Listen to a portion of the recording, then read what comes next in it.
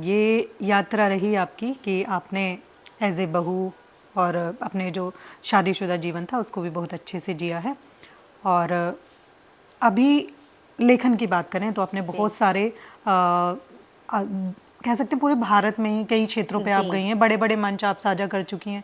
दिल्ली में कहें, मेरठ कहें, गाजियाबाद कहें, नोएडा कहें, न्यूज़ चैनल्स कहें तो आप उनकी भी सुर्खियां बनती हैं, न्यूज़पेपर्स में भी आपकी छपती रहती हैं, बहुत सारी पत्रिकाओं का आप हिस्सा रही हैं।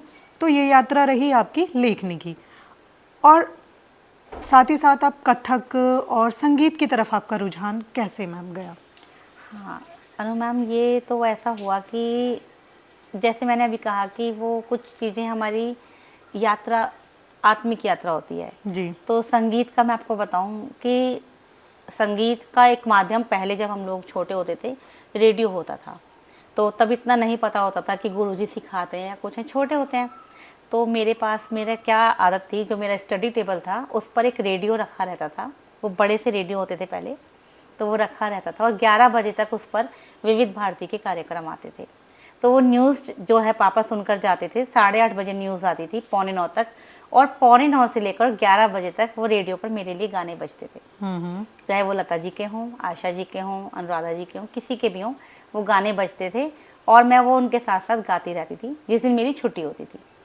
और एक मुझे बहुत शौक़ था, तो पापा से जिद करके एक ट्रांजिस्टर भी मंगा लिया था। तो चाहे मैं कुकिंग कर रही हूँ या तब इन्वर्टर्स नहीं होते थे तो छत पर जाकर सोते थे गर्मियों में, तो वो ट्रांजिस्टर हाथ में रहता था, वो बैटरी से चलता था। सुनने का आपको शौक था? तो गाने सुनती थी और साथ में गाती थी।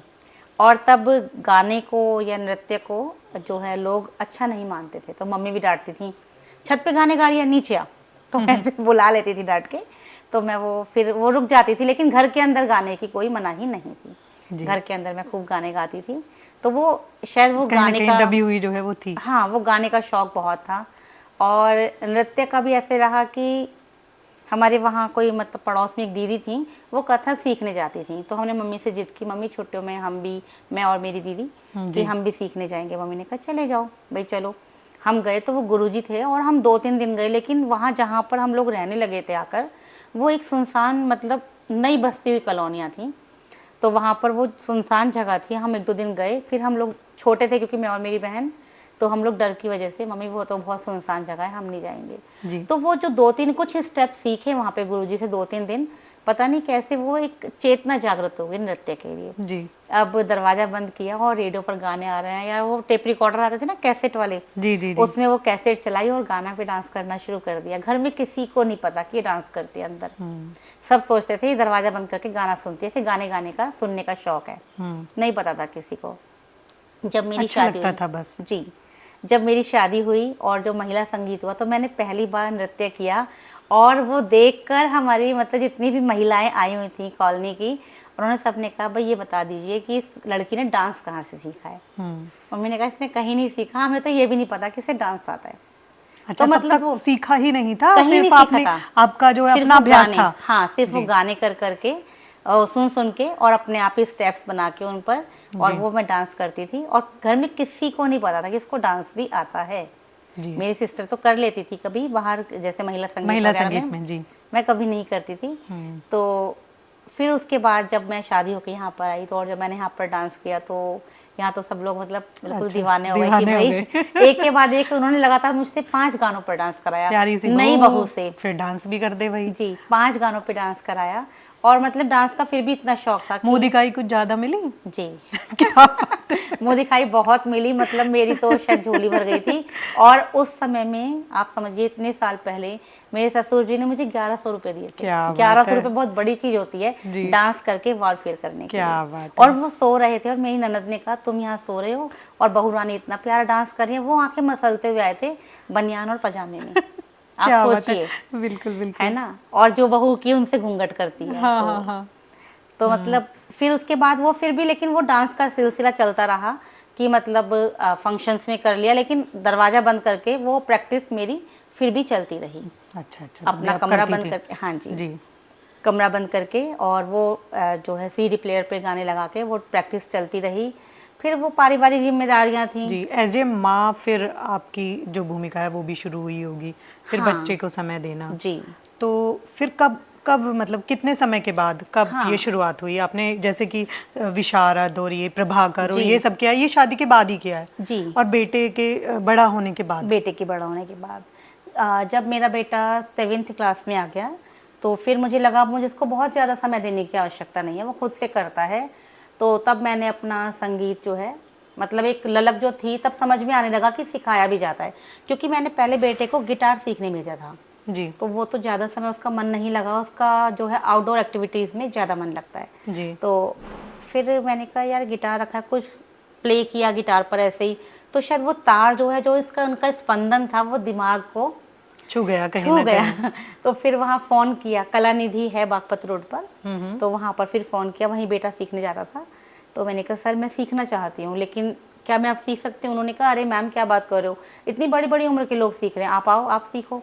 मैं वहाँ गई और वहाँ से मेरी शुरुआत हुई। फिर से? जी। तो कित उम्र में जानना चाहूंगी उम्र वो मैं 40+ हो चुकी थी। उसके बाद वो जी। सिर्फ मैम वही है कि एक महिला कितनी चीज़ों के लिए अपना छोड़ती है कि अच्छा ये अभी माँ हूँ चलो छोड़ दो, अच्छा पिताजी माताजी ये चाहते हैं चलो छोड़ देती हूँ, चलिए अब शादी हो गई चलिए छोड़ देती हूँ, और कहीं ना कहीं पनप तो रही होती है वो।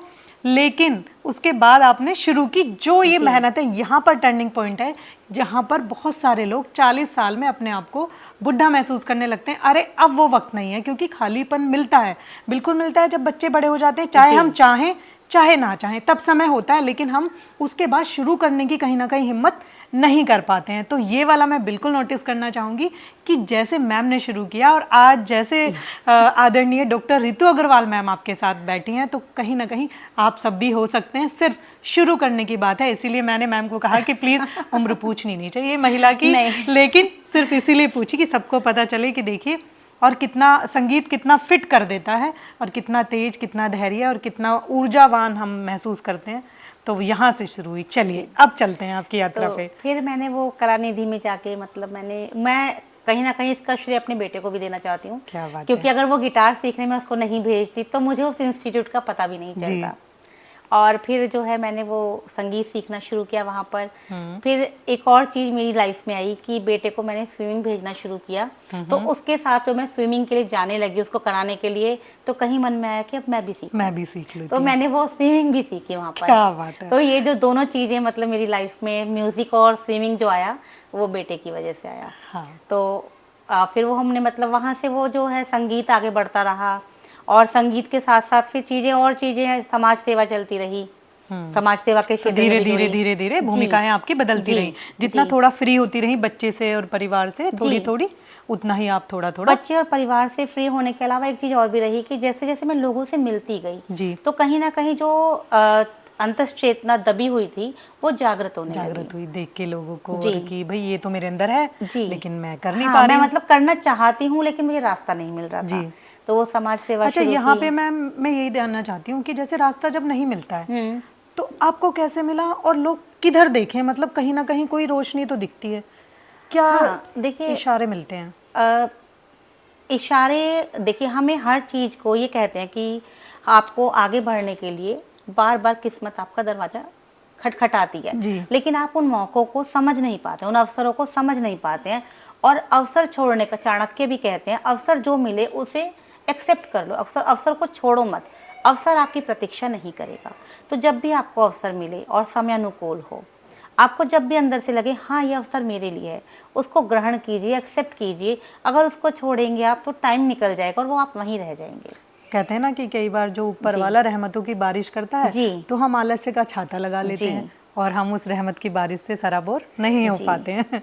क्योंकि देखिए समय तो आगे बढ़ेगा और अगर हम समय के साथ नहीं चलेंगे तो हम पिछड़ जाएंगे। बिल्कुल। तो इसका मतलब ये है कि जैसे ही थोड़ा सा भी अगर मतलब उम्मीद जागे या कोई भी हमें लगे कि यहाँ हम चल सकते हैं, तो हमें अपना पूरा हौसला, पूरी ताकत लगा देनी चाहिए और उधर जो है बढ़ जाना चाहिए। ऐसा नहीं है कि चलो जाने दो। हाँ, और एक चीज़ अवश्य कहना चाहूँगी कि देखिए परिवार से विद्रोह करके आगे बढ़ना तो मैं सही नहीं मानती, लेकिन जब आप सही रास्ते पर चल रहे हैं और परिवार आपके साथ हो तो आपके आसपास के लोग जितना कहें आप बहरे हो जाइए। जो व्यक्ति बहरा हो जाएगा वो आगे बढ़ जाएगा, जो व्यक्ति अपने आसपास की आलोचना को सुनेगा, लोगों की नकारात्मक प्रतिक्रियाओं को सुनेगा, वो आगे नहीं बढ़ पाएगा। तो आगे बढ़ने के लिए अवश्य है कि परिवार का साथ लेकर विद्रोह मत कीजिए, परिवार का साथ लेकर आसपास के लोगों की प्रतिक्रियाओं से बहरे हो जाइए, क्योंकि अगर आप सुनते रहेंगे तो आप आगे नहीं बढ़ेंगे। तो अपना परिवार का यानी कि सहयोग। जी कामयाबी या कहें सक्सेस तो वो कुछ ना कुछ तो मांगती है, और वो यही है देखिए, कामयाबी और सक्सेस सिर्फ कुछ चीजें मांगती है, आपका हौसला, जी। आपका डेडिकेशन, आपका जी। त्याग, समर्पण, जी। है ना। कामयाबी कभी भी आपसे नकारात्मक कुछ नहीं मांगती, वो आपसे गुस्सा नहीं मांगती, आपसे विद्रोह नहीं मांगती, आपके तोड़ना अपशब्द नहीं नहीं मांगती, मांगती। और कला तो बिल्कुल जी, भी नहीं। परिवार के प्रति आपकी जो है उदासीनता नहीं मांगती। अगर आप परिवार के प्रति उदासीन हैं, समाज के प्रति आप नकारात्मक हैं, तो कला कभी आपकी नहीं होगी। ना आप कला को अपना जी। सकते हैं, ना कला आपको अपना सकती है। समाज इसके लिए के कला को दोष ही नहीं देना चाहिए। नहीं, कला आपको कहीं ना कहीं मधुर करती है, शांत करती है, सकारात्मक करती है, ऊर्जावान करती है। और कला का मतलब ही है समाज का हित। जो कला आपको समाज के अहित के लिए, समाज की नकारात्मकता के लिए प्रेरित करे, वो कला नहीं है। जो आपको परिवार से विद्रोह करना सिखाए, वो कला नहीं है। परिवार को साथ लेकर चलिए। अगर आप अच्छा कार्य कर रहे हैं तो मैं मानती हूँ कि परिवार कभी आपका जो है आपके प्रति असहमति नहीं जताएगा, वो सहमत रहेगा, आपका समर्थन देगा हमेशा। तो चलिए, कुछ चीज़ों का जो है ये हो जाए, और कोशिश करने वालों की हार तो बिल्कुल जी। होती ही नहीं है। तो जी। यहाँ पर जो है आपकी कला की यात्रा हो गई, और आपने ये सब चीज़ें कर ली, तो आपके पास तो मैं मानती हूँ कि बहुत सागर है, कि हर क्षेत्र में अलग अलग डुबकी लगानी पड़ेगी। तो ये बातचीत का सिलसिला मुझे लगता है समय हो गया है, हम यहीं जी। पे करते हैं और आगे हम जारी रखेंगे। तो